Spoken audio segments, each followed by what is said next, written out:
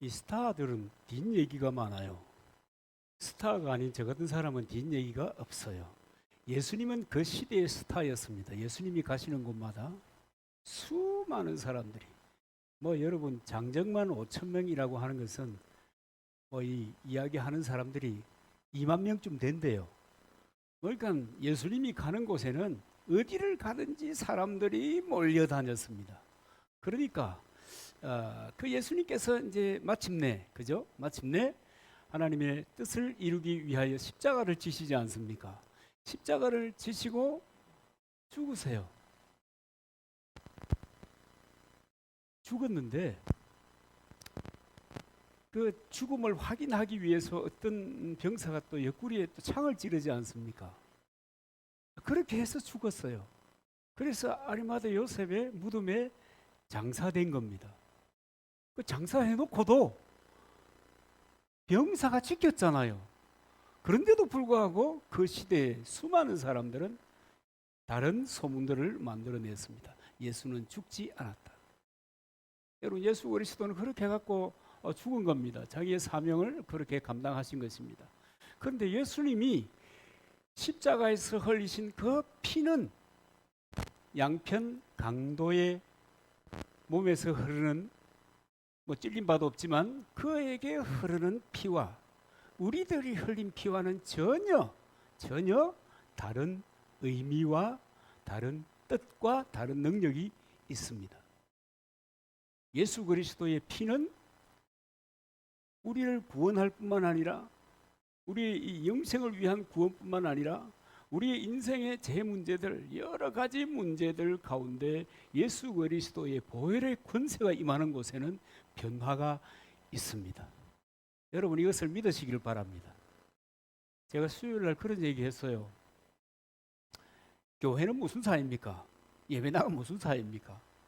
여러분, 예배당이 무슨 사인지 아세요? 아는 사람은 압니다. 이제 제가 수요일 얘기했기 때문에.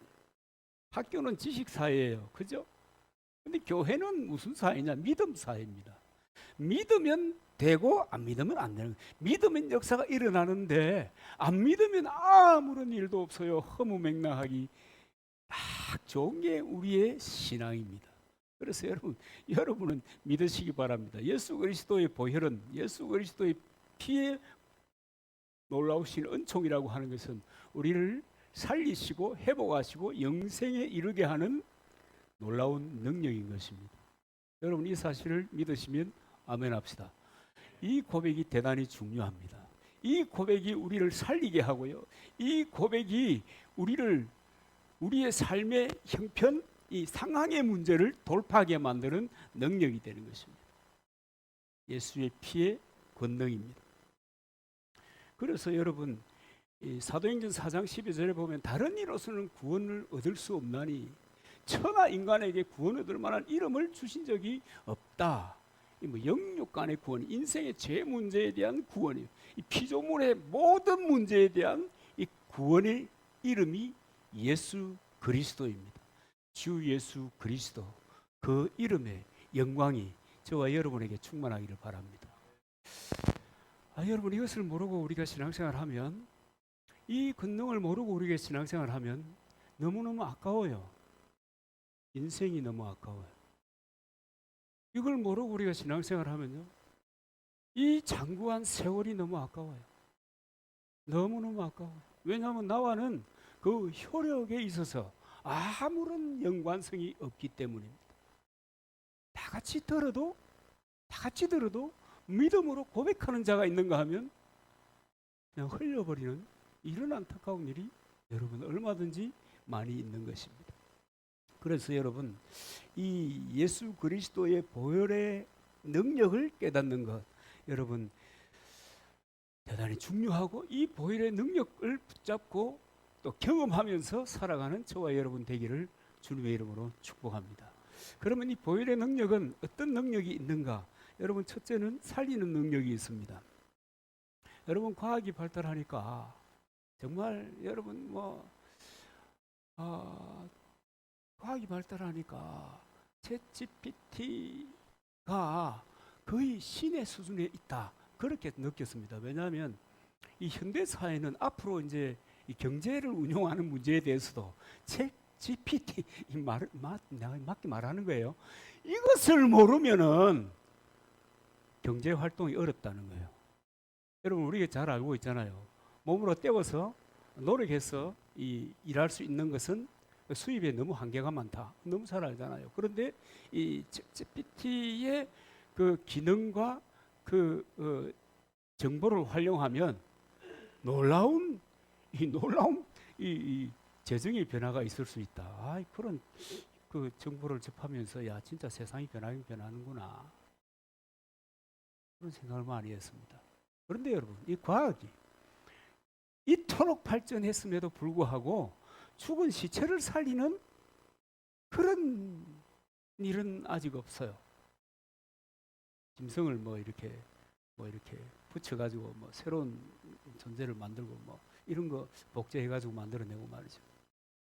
제 아는 목사님 집에 마당에 그 이명박 대통령 시절에 복제 그 점박이 진돗개 한 마리 있습니다. 제주가 하는 거에 두 마리만 해도 골치 아파요 이러면서 말하는데 이 복제견이 있어요.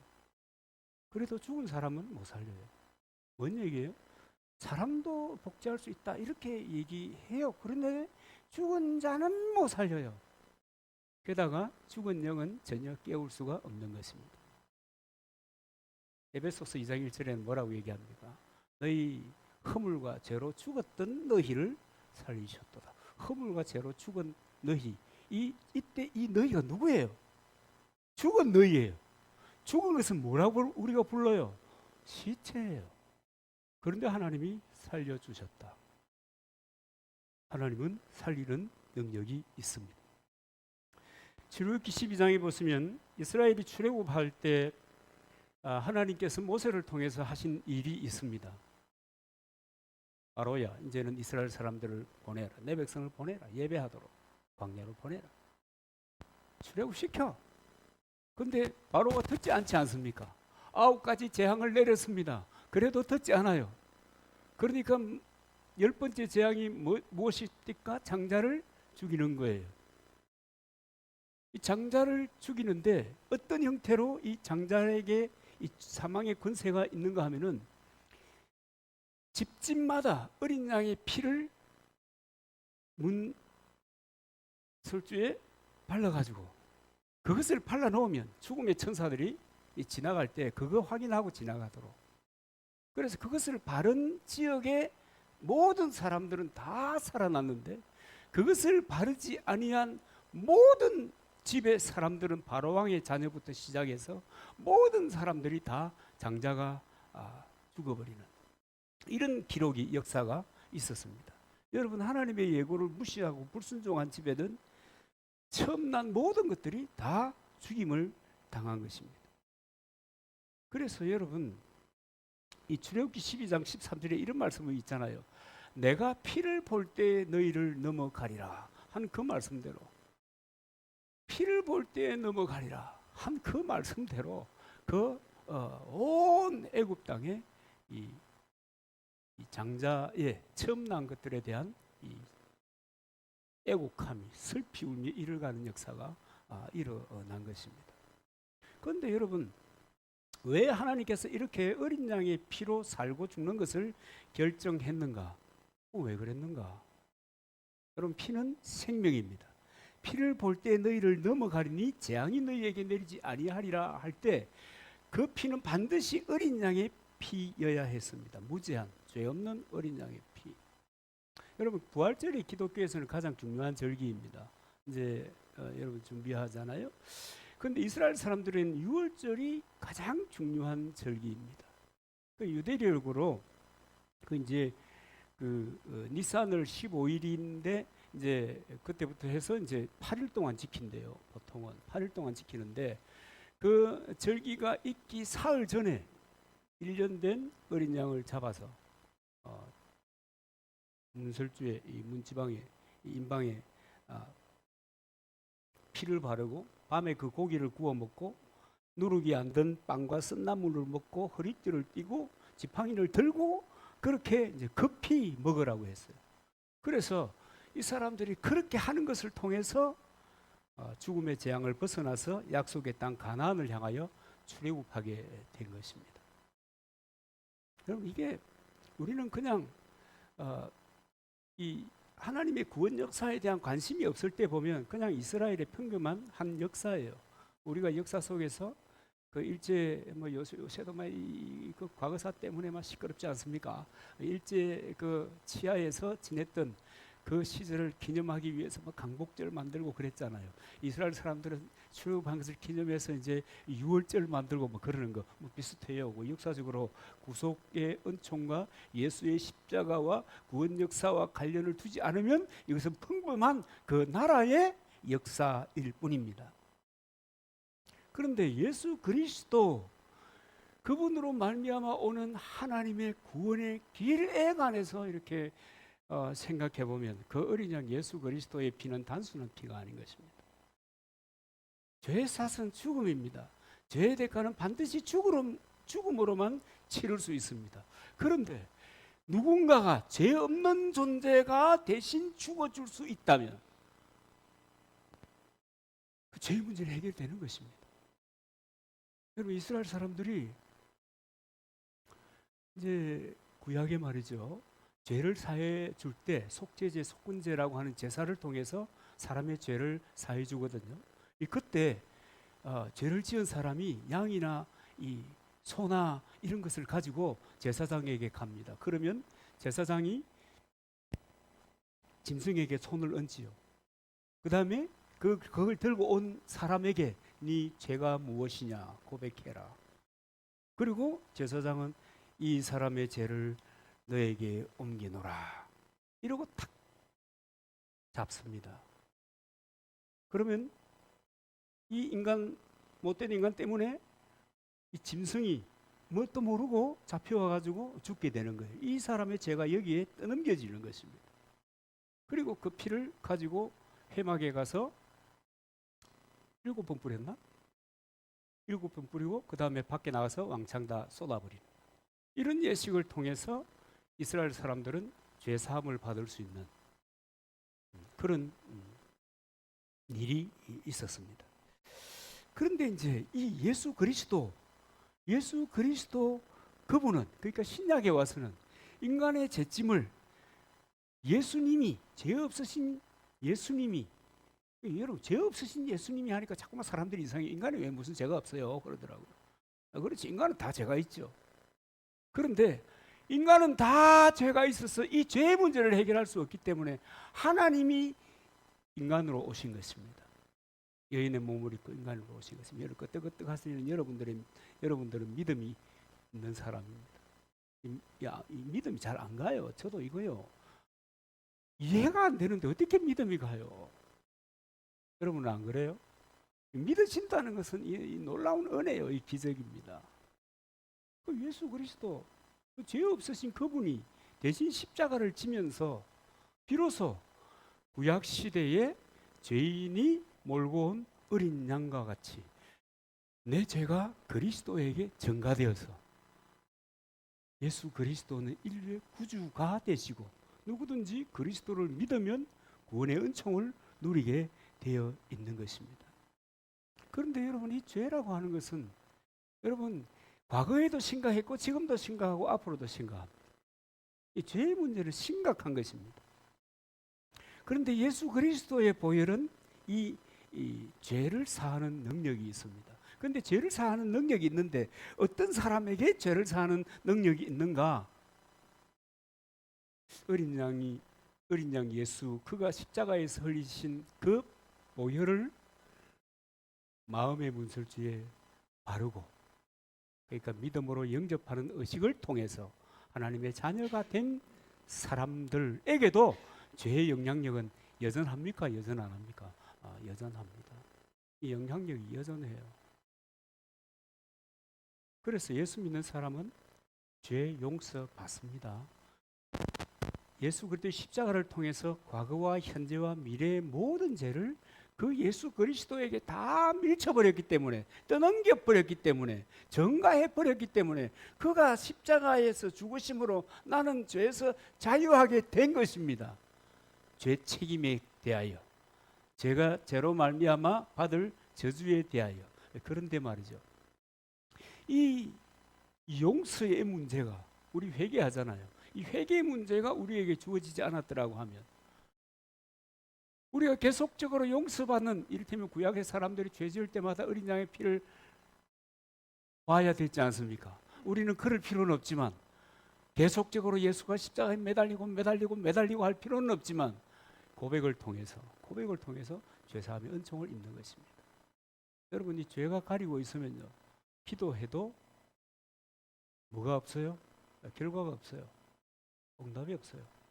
이거 여러분 얼마나 심각한 문제입니까? 이사야 59장 1절 2절 보면, 여호와의 손이 짧아 구원하지 못함도 아니고 귀가 둔하여 듣지 못함도 아니라 오직 너희 죄악이 너희와 하나님 사이를 내었고 너희 죄가 그 얼굴을 가리워서 너희를 듣지 아니하시게 함이라 그랬습니다. 기도 응답을 원하면 뭘 해야 돼요? 회개함으로 지워야 되는 거예요. 이제 그렇게 할 수 있도록 하나님이 우리에게 은혜를 주셨습니다. 그런가 하면 여러분, 이 예수를 믿고 신앙생활을 한다고 해도 이 죄 문제가 가려져 있으면 신앙생활을 하는 게요, 매끄럽질 않아요. 행복하게 신앙생활을 할 수가 없어요. 늘 죄를 연결고리로 해가지고 끌어당기는 것이 늘 존재해가지고 뒤에서 당기는 거예요. 그래서 내가 주로부터 오는 그 풍성한 은혜와 풍성한 기쁨을, 하나님이 주시는 하늘로부터 오는 각양이 좋은 은사를 누리고 싶은데, 꿀떡 같은데, 그런데 다시 땡기는 거예요. 내가 나아가려고 하는 마음이 있다가도 땡기니까 다시 돌아오는 거예요. 이 죄가 사단과의 연결고리가 되는 거예요. 그러니까 그리스도를 믿지 않는 사람들은, 하나님을 알지 못하는 사람들은 알지 못함으로 인하여 연결되어 가지고 꼼짝도 못하는 것이고, 거듭난 사람이라 할지라도 죄로 인하여 고리를 계속 연결시켜 놓고 있는 겁니다. 이 연결고리는요, 사실은 힘도 없어요. 아무런 영향력도 없어요. 그래서 회개하면 끊어져 버리는 거예요. 그런데도 끌려다니는 거예요, 사람들. 여러분, 그게 죄가 주는 놀라운 엄청난 그 위력인 것입니다. 그런가 하면 여러분, 성령의 은혜도 임하지 않아요. 여러분, 우리가 때때로 기도하잖아요. 여러분, 때때로 기도하시죠. 하나님, 성령께서 내게 기름 부어 주십시오. 능력의 기름을 주시고 재성의 기름도 주시고, 하나님, 내 인생이 새로워지려고 하면 하나님의 성령이 역사해 주셔야 되겠습니다. 이래 기도하잖아요. 근데 제가 가려져 있으면 내 입술은, 내 마음은 그런데 하나님의 성령 우리에게 기름 붓지 않습니다. 그래서 이 사도행전 2장 38절에 보면 사도 베드로가 설교하면서, 너희가 회개하여 각각 예수 그리스도의 이름으로 세례를 받고 죄 사함을 받으라, 그리하면 성령을 선물로 주시리라.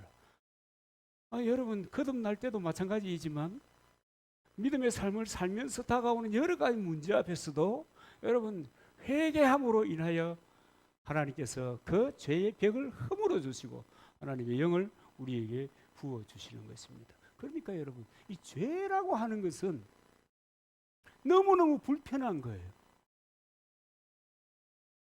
그런데 이게 어느 정도로 불편한가 하면 이 기가 막힐 정도로. 그래서 어떤 사람들은 그러잖아요. 내가 무슨 죄가 있어? 내가 무슨 죄가 있어? 내가 이렇게 선하게 살고, 내가 노력해서 살고, 내가 힘 다해서 살고, 의지가라면 도와주며 살려고 애를 쓰는데 내가 무슨 죄가 있어? 그런데 주님 뭐라는가 하면, 요한일서 1장 8절에 보면 죄가 없다 하면 거짓말쟁이라고 그랬습니다. 만일 우리가 죄 없다고 말하면 스스로 속이고 진리가 그 속에 있지 아니하다. 거짓말쟁이라는 거예요. 그럴 수밖에 없죠. 뒤에서 당기는 것의 주체가, 특징이 뭐예요? 거짓의 압이다. 거짓말하는 것이다. 그러니까 늘 땡겨 가가지고는 아무런 긍정적인 일도 일어날 수가 없는 거예요. 그런데 여러분, 세상은 말합니다. 이 죄 문제 너무 고민하지 마라.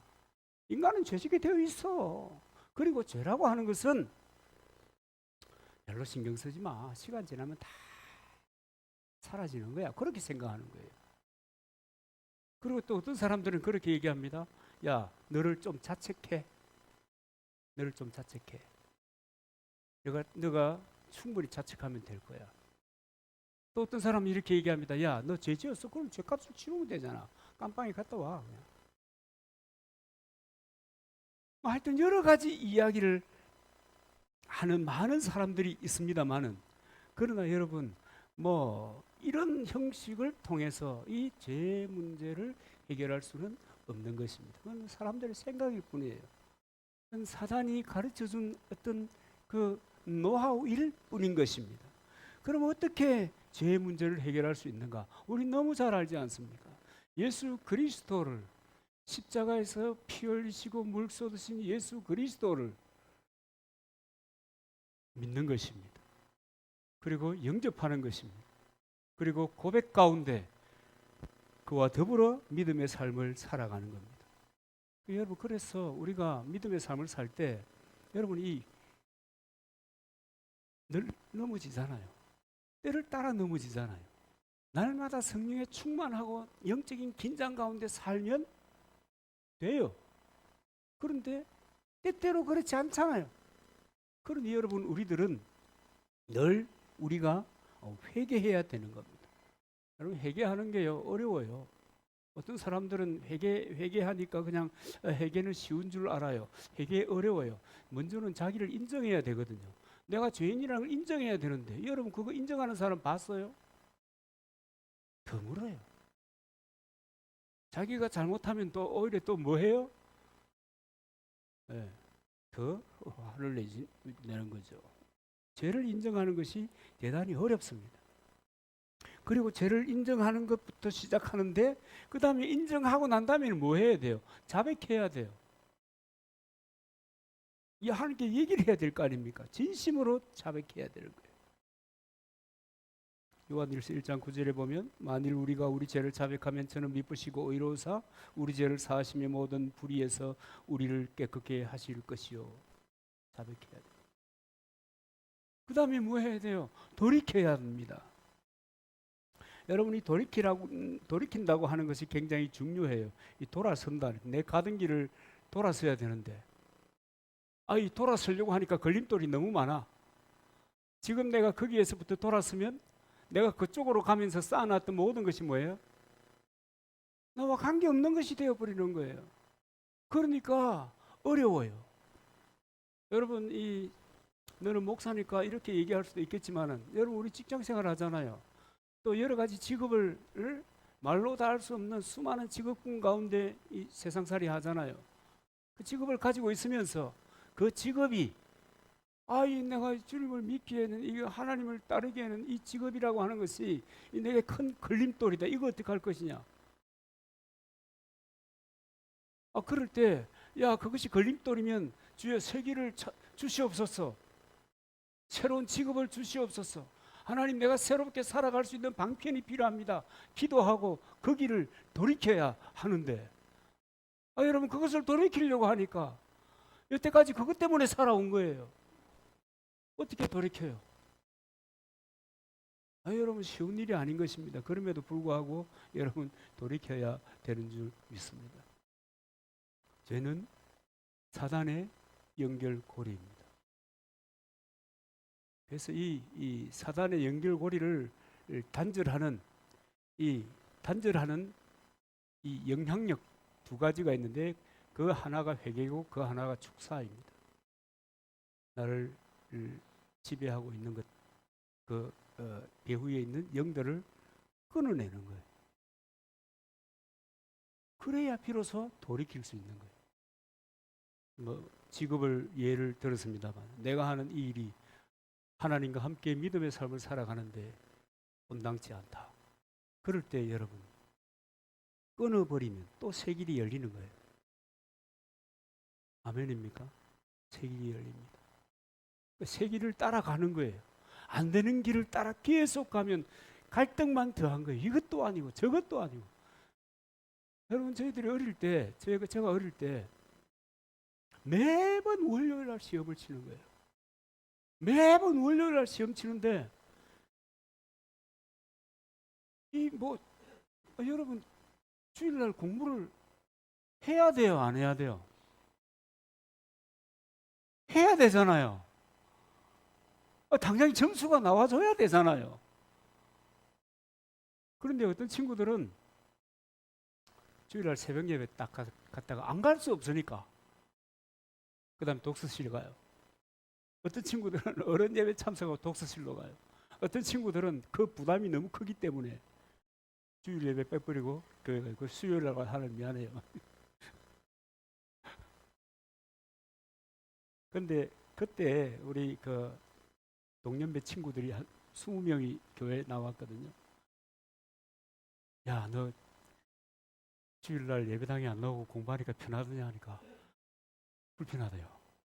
아이씨, 야, 괜히 불편해. 하나님이 지어박아요? 몰라. 그냥 불편해요, 그냥. 공부를 안 하면 내일 시험인데 그거 불편하고 또 그거 한다고 독서실에 앉아가지고 보면 시간 되면 11시 공예배 드리는 시간이 불편해요. 이러지도 못하고 저러지도 못하고. 근데 여러분 결단해버리면요 길이 열려요. 뭐 길이 열려요 하니까 니네 지나갔으니까 그렇지 뭐 이렇게 생각할 수 있습니다만은 여러분 결단을 하고 하면 여러분 누가 책임져 줘요? 그걸 어떻게 목사님 말씀하시는 거 지금 책임질 수 있어요? 뭐 이렇게 말할 수도 있어요. 예. 저도 옛날에 그랬으니까 목사님 우리 뭐 주일날 내일 시험 치는데 주일날 뭐 예배 드리고 아침부터 막 새벽부터 가잖아요. 그때는 새벽부터 갔어요. 새벽부터 가가지고 종일 뭐 왜 종일인가 하면 아침 9시부터 주일학교 반사해야죠. 뭐 중학교만 들어가면 보조교사. 그래가지고 주일 예배 그때는 다 저녁에 했잖아요. 언제 공부해요? 그런데 하나님이요 길을 만들어줘요. 하나님이 길을 만들어줘요. 좀 신비스럽습니까? 그 우리 어릴 때 원종수라고 하는 그 박사님이 계셨어요. 지금은 목사가 됐다고 들었어요. 이분이 이제 의대를 졸업하시고 이제 의사를 하는데 왜 입이 벌어지냐? 근데 이분이 하나님께 기도하고 여러분 이 저 목사는 원래 그렇게 한다 이렇게 듣지 마시기를 바래요. 그렇게 기도했더니 책을 이렇게 공부를 했잖아요. 시험 문제를 들었잖아요. 그냥 책장에 들어가면서 그 해답이 짠 믿거나 말거나 그랬대요. 그분의 감정이 그랬대요. 뭐 하여튼 여러 가지 얘기들이 많이 있습니다만 여러분 선택하면 하나님을 선택하면 하나님이 책임져 줍니다. 진짜입니다. 여러분 이것을 믿어야 하는 겁니다. 그래서 하나님을 인정하고 삶을 돌이키는 것이 굉장히 여러분 이걸 하나님이 귀하게 보는 거예요. 이렇게 하지 않으면 우리는 어떻게 살아야 되는가 하면 내 능력, 내 지혜, 내 노력, 내가 할 수 있는 모든 노동력을 죽기 살기로 최소한 몇 살까지 살아야 돼요? 50살, 40살, 50살까지 살아야 돼요. 그래도 그 노후가 늘 불편하고 불안한 사람들이 많아요. 내 힘으로 사는 것은 그래요. 하나님이 세기를 열어줘요. 믿습니까? 별로 안 믿는 것 같아. 제 옛날 얘기를 하면 나 이제 신학교 가야겠다. 그러니까 우리 집에 어른들조차도 함께 모여가지고 논의를 한 거예요. 저 아버지 닮아가지고 장사를 하는데 능력을 받은 저놈이 갑자기 치우고 신학교를 간대. 저게 미쳤나 봐. 그 미친 거는 고사하고 신학교를 어떻게 가? 누가 돈 준다고? 얘기를 들으니까 소유하고 있던 거 전부 다 나눠줬거든요. 직원들에게 다 분산시켜서 나눠주고 그래갖고 신학하는데 누가 해? 그러면서도 안 돼. 나가. 그랬어요. 이해가 안 되죠. 그래서 가가지고 다 졸업하고 했잖아요. 학부 3학년 때 장가도 가고 학부 3학년 때 다 여러분, 안 되는 게 아니에요. 하나님께서 단지 세기를 열어주세요. 뭐 저는 뭐 그럼 너 목사 돼가지고 시골에서 너 여러분들하고 사는 게 좋아. 신앙생활하고 나누고 하는 게 좋아요. 여러분, 하나님을 선택하면 하나님이 인도하십니다. 여러분이 믿어야 돼요. 회개라고 하는 것은 방향 전환이거든요. 뭐 슈번이 뭐 하는 말이 전부 다 그래요. 방향 전환인데 방향을 바꾸면 사실은 현실적으로 두렵고 떨리고 힘들야 이거 어떡하냐. 그래서 많이 하는 게 뭐예요? 기도해요. 방향 전환을 처음 좋았어 하나님을 따르겠어 하고 방향 전환하고 나면 바로 하는 게 기도예요. 어떻게 기도하느냐? 절박하게 간절하게 기도하게 되는 거예요. 기도할 때 하나님 영이 임하는 거고요. 기도할 때 하나님께서 세기를 열어주세요. 전과 후를 비교해서 어떠냐? 뭐 그게 그건 것 같아요. 뭐 내 경우에는 과거에 어떤 뭐 그런 어릴 때 누렸던 그것이나 지금 제가 누리는 것은 우장군 지금 나 부럽지? 좀 부러울 거야. 여러분 별 차이가 없는 것 같아요. 왜냐하면 이 어떤 그 인간적인 부분에서의 손실이라고 생각하는 것은 하나님께서 영적으로 또 채워주세요. 이 내적인 기쁨이 생긴다고요. 그래서 여러분 성경에 보면 그 역대상 29장 12절에 보면 부와 귀가 주께로 말미암고 또 주는 만물의 주제가 되사 손에 권세와 능력이 있사오니 모든 사람을 크게 하심과 강하게 하심이 주의 손에 있나이다. 뭐 이런 말씀이 있습니다. 인생이 탁월하게 되는 것은 내가 최선을 다하고 내가 열심히 하고 내가 노력하는 것 뭐 당연히 있어야 되겠죠. 인생이 세상을 사는데 그러나 근원적으로 하나님의 손에 있는 겁니다. 여러분 이것을 믿으시기 바랍니다. 여러분 이것을 믿으면 여러분 새 역사가 일어나는 겁니다. 그럼 너는 왜 여의도 순복음교회가 조영기 목사가 80만 명을 모으고 그 다음에 소천했는데 너는 이 꼴이 뭐냐? 저는 그걸 선택하지 않았어요. 중형교회에서 오라 할 때 저는 그걸 선택하지 않고 이 시골살이를 선택한 거예요. 단지 제가 선택한 거예요. 선택의 열매를 따고 있는 거예요. 그 선택의 열매 가운데 하나님이 또 위로하시고 축복하시고 기쁨 주시고 은혜를 베풀어 주시고 그래 하는 거예요. 그러므로 여러분 회개하는 것을 두려워하지 말기를 바랍니다. 회개하는 것을 겁내지 말기를 바랍니다. 회개는요 잘못했어요 하고 끝내는 것이 아니에요. 회개에서는 방향을 돌아가는 거거든요. 방향이 바뀌어야 되는 것이기 때문에 어려운 거예요. 그래서 회개를 아무나 못해요. 누가 회개해요? 이 신기한 건 말이죠. 베드로는 회개하고 제사함 받고 세례 받고 그러면 성령이 임할 거다 그랬잖아요. 그런데 여러분 회개하면 동시에 이렇게 역사하는 경우도 굉장히 많아요. 동시에 내가 회개하려고 마음 먹는 그 순간에 성령님이 역사하시는 거예요.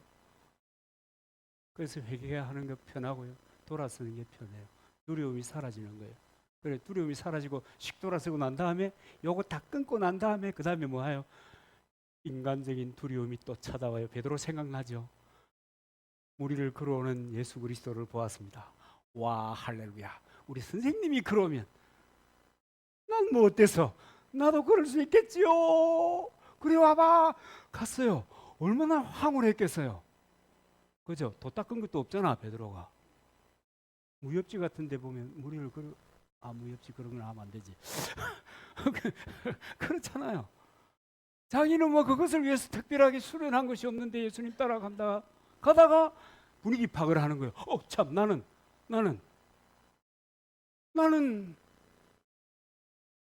그냥 어부고 그냥 예수님이 따라오라 해서 따라갔긴 했지만 우와 이 발 잘못 내딛었다. 그래 하잖아요. 그러니까 퐁당 빠지잖아요. 퐁당 빠지니까 뭐해요? 살려주세요. 간절하게 구하잖아요. 그죠? 그겁니다. 여러분. 돌아설 때는 괜찮아요. 돌아서고 하면 그런 거예요. 그럼 세기를 반드시 열어주십니다. 왜 이걸 반복하는가 하면 사람들이 안 믿어요. 교회 다니는 사람들도 안 믿어요. 안 믿어요. 여러분 믿어요? 믿습니까? 대답하는 것 좀 보세요. 사람들이 잘 안 믿어요. 그냥 회개하면 뭐만 생각해요? 고백만 생각하는 거예요. 하나님 미안해요. 아버지 아시죠? 그러다가 또 가다가 잘 안 되면, 가다가 잘 뭐가 잘 안 되면, 그죠? 바꿔달라 해놓고 왜 길이 이렇게 막히는 거예요? 그러다가 또 나중에 뭐라고 하는 줄 아세요? 예수님도 아들이고 나도 아들이고 형님 이러잖아요 사람들이. 여러분 안 그러시나? 좀 도와주세요. 형님 좀 도와주세요. 여러분 안 그러시는가 봐요. 예, 그러는 거예요. 그러면서 하나님의 그 용서도 받아들이고 하나님께서 나에게 새 힘 주시는 것도 믿고 내가 구할 때 성령을 주시는 것도 믿고 믿으면 되게 돼 있어요. 왜냐하면 하나님 다 약속해 놓은 거거든요. 말세 내가 남종과 여종에게 부어줄 것이다. 부어줄 것이다. 근데 안 구해서 내가 못 줘서 그렇지 부어줄 것이다. 근데 여러분 하늘의 것을 부어주시는 그 하나님이 땅의 것 안 부어줍니까? 부어줍니다. 다 부어줍니다. 모든 것. 그래서 여러분 고백이라는 것이 대단히 중요합니다. 이 고백을 통해서 하나님의 은혜와 또 하나님의 인도하심과 풍성한 축복, 풍성한 은혜, 은사를 누리게 되는 것입니다.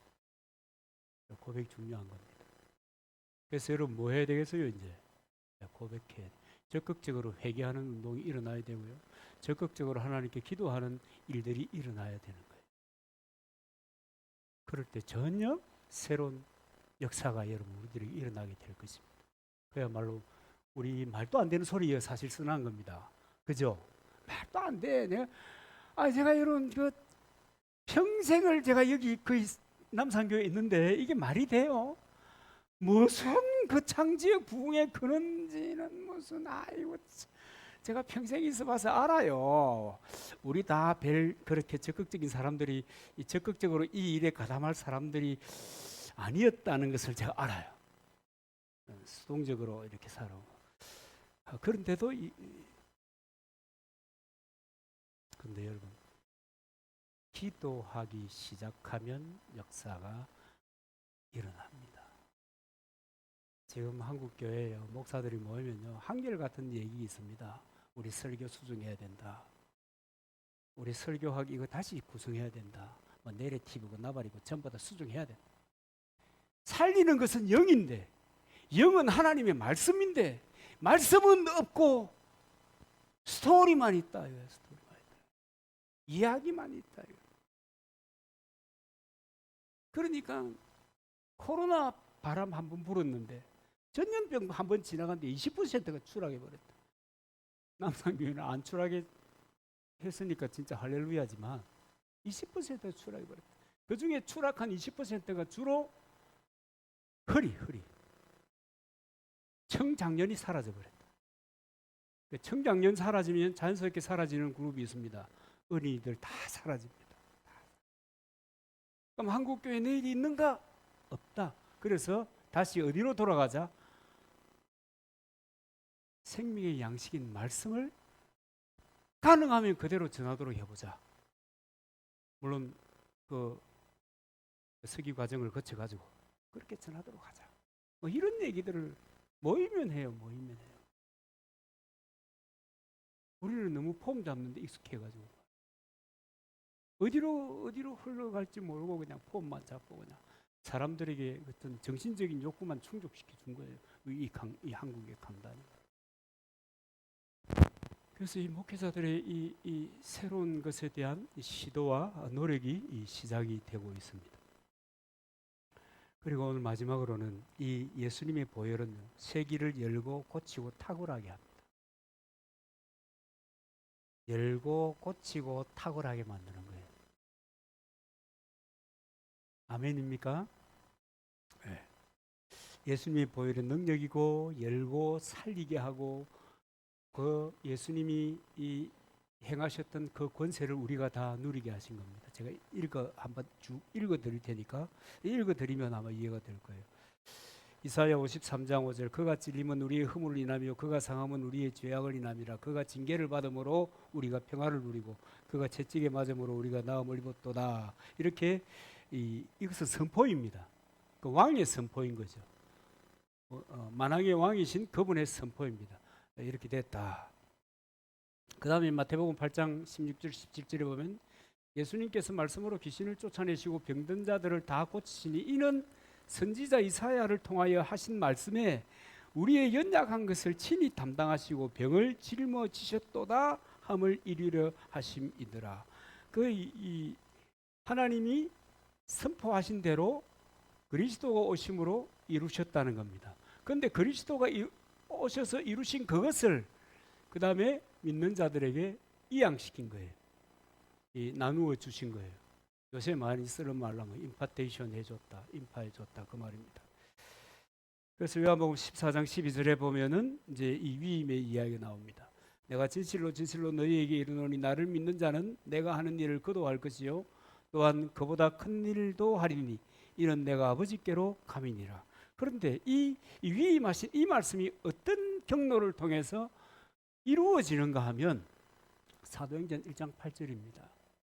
오직 성령이 너희에게 임하시면 너희가 권능을 받고 뭐 우리 너무 익숙하잖아요. 온 유대와 사마리아와 땅 끝까지 이르러 내 증인이 되리라. 그러니까 이 위임의 효력이 성령을 받음으로 오는 거예요. 이것을 성령 세례라고 하기도 하고 성령 충만이라고 하기도 하고 성령의 기름 부으심이라고 하기도 하고 용어는 달라도 뜻은 하나입니다. 이런 경로를 통해서 주님이 우리에게 그가 가졌던 권위와 건세를 위임해 주시는 것입니다. 그래서 여러분 우리는 기도해야 돼요. 성령 세례 받기를 기도해야 돼요. 그리고 여러분 마가복음 16장 15절 20절 제가 읽어보겠습니다. 또 이르시되 너희는 온 천하에 다니며 만민에게 복음을 전파하라. 믿고 세례를 받은 사람은 구원을 얻을 것이요 믿지 않는 사람은 정죄를 받으리라. 믿는 자들에게는 이런 표적이 따르리니 곧 그들이 내 이름으로 귀신을 쫓아내며 새 방언을 말하며 뱀을 집어 올리며 무슨 독을 마실지라도 해를 받지 아니하며 병든 사람에게 손을 얹은 적 나으리라 하시더라. 주 예수께서 말씀을 마치신 후에 하늘로 올려지사 하나님 우편에 앉으시니라. 제자들이 나가 두루 전파할새 주께서 함께 역사하사 그 따르는 표적으로 말씀을 확실히 정언하시니라.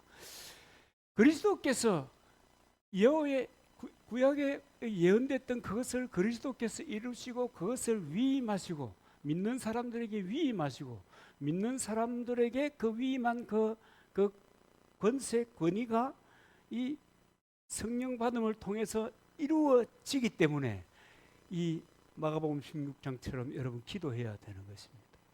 누구나 그렇게 기도해야 되는 거예요. 그렇게 기도할 때 여러분 하나님은 우리 인생을 탁월하게 해주는 거예요. 이것은 목사만 하는 게 아니에요. 여러분 왜 이것을 목사만 하는 것입니까? 에베소서 4장 11절인가에 보면은 사도와 선지자와 복음 전도자와 목사라고 번역됐죠. 그 사실은 포이맨이라고 하는 것은 목사 아니에요. 성경에 목사가 어디 있어요? 그렇게 직접 사용할 수 있는 단어는 없어요. 목자와 교사를 주셨으니 이는 다른 사람을 세워가지고 봉사의 일을 주의 일을 하기 위함이다. 뭐 그렇게 써놨죠? 그렇습니다. 하나님께서 그런 역할을 그런 직임을 주어서 모두에게 그리스도인들에게 그 직임을 주어서 그 직임을 통해서 교회를 세우고 사람을 살리고 탁월하게 하도록 그렇게 만드신 것입니다. 그런데 이제 모든 조직은 시간이 감에 따라서 새롭게 정비가 되니까 자기의 가치를 따라 그죠? 정비가 되니까 뭐 앞에 거는 빼버리고 주로 목사에 하는 일처럼 이렇게 포장을 한번 해가지고 성도를 세우고 봉사의 일을 하게 하는 것으로 이렇게 만들어 버린 거지. 그죠? 그래서 여러분, 우리는 하나님의 말씀이 이끄시는 대로 세움을 받아야 되는 거예요. 그래서 내가 어떤 은사가 있는가 하는 것을 살펴봐야 되는 거예요. 이제 앞으로 그런 일도 여러분 제가 도와줄 겁니다. 그래야 내가 잘할 수 있는 게 뭔지를 안단 말이에요. 지금 우리 교회 같으면은 박 집사님 찬양을 잘 인도하시잖아요. 그렇죠? 박 집사님 찬양을 잘 인도하니까 효진이도 잘 인도하고 보니까 충성이 학교 같지만 충성이도 잘 인도하는 거 줄줄이 잘 인도해. 그죠? 그 줄줄이 잘한다. 뭐 하여간 그런 여러 가지를 통해서 하나님이 전혀 새로운 세상 속에서 새로운 인생을 살게 해 주시는 것입니다. 아까도 말씀드렸지만 모든 능력은 하나님의 손에 있는 거예요. 제가 이 역대상 29장 12절을 제가 다시 한번 읽어줄게요. 이게 바로 탁월함의 근원이거든요. 부와 귀가 주께로 말미암고 또 주는 만물의 주제가 되사 손에 근세와 능력이 있사오니 모든 사람을 크게 하심과 강하게 하심이 주의 손에 있나이다. 아멘이죠. 아멘. 주의 손에 있나이다. 하나님이 들어서시는 거예요. 하나님이 세워주는 거예요. 부와 뭐예요? 이 부와 귀도 하나님이 부어주시는 것이에요. 이럴 때 여러분 놀라운 혁신, 이 삶의 이 변화가 놀라움이 있게 되는 것입니다. 여러분이 우리가 지금 사순절 기간을 보내고 있잖아요. 십자가를 예수 믿는 사람들이 사순절 기간에 사순절 기간을 지키는 것이 이렇게 성경적으로 합당하냐 마냐 이렇게 논의가 있고 또 그런 논의가 있어도 어떤 교회들은 이 제 수요일 해가지고 또 이 제를 가지고 또 이렇게 십자가를 끊는 그 프로그램을 진행하기도 하고 그렇지만 그러나 한결같이 모든 그리스도인들은 이 사순절 기간에 예수 그리스도의 십자가를 생각하면서 지내는 것입니다.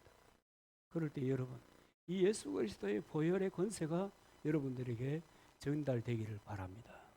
주님이 이미 우리에게 다 인파해 줬거든요. 믿음으로 받으면 돼요. 아멘입니까? 믿음으로 받으세요. 믿음으로 받으세요. 받고 믿음으로 살아가면 되는 것입니다. 그래서 여러분 우리 모두가 예수 그리스도의 탁월한 그 은총을 누리고 살아갈 수 있게 되기를 주님의 이름으로 축복합니다.